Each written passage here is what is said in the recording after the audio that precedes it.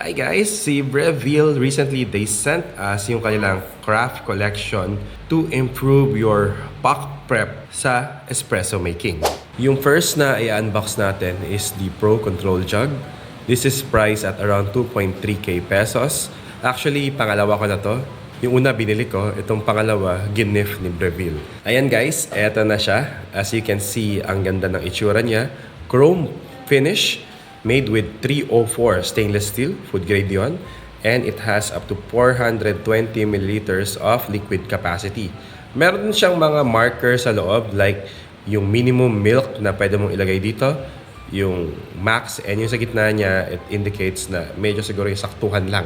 With this, yung gusto ko talaga sa kanya is handleless na siya. And itong brown part na to, rubber yan para hindi ka mapapaso while steaming hot milk.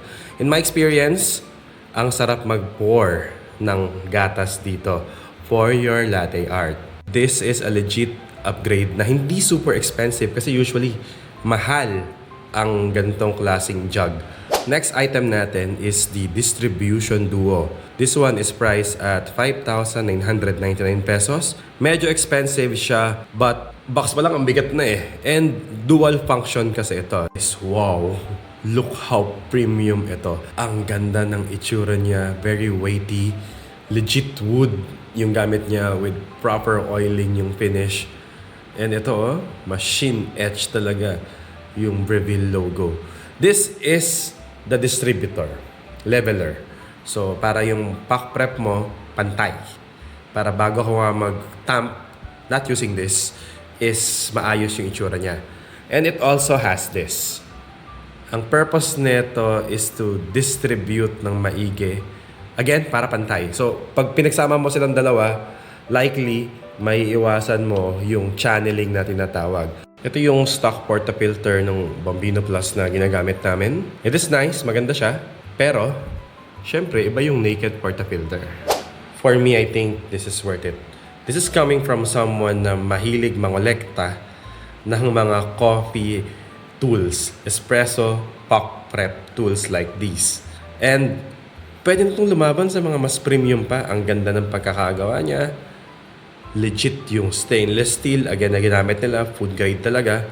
Siguro ang downside lang nito, sana naglagay na sila ng precision basket dito. Kahit isa lang. Kasi yung stock na baskets na included ni Breville, they're okay. But of course, iba yung quality and consistency ng mga mapupul mong shots pag naka-precision baskets ka. Anyway, sige, try ko mag-fit ng precision basket. Ayan, okay naman. So, ang advantage ng ganitong klaseng portafilter, mga naked portafilters, is makikita mo yung quality ng shot na pinupul mo. So, malalaman mo agad kung may mali ka, malalaman mo agad kung may channeling. Unlike yung eto na pwedeng matago nitong parts na ito yon. Hindi mo siya basta-basta makikita. And last item they sent us is yung knockbox. This is priced at 2,000 pesos. And yung base niya, merong stoppers. And it is made with stainless steel, yung kanyang body. And here, dito ka magnanak ng coffee na ginamit mo to collect yung waste na pwede mo gawing fertilizer sa halaman mo. Or I think may iba pang function yon, even if waste na siya.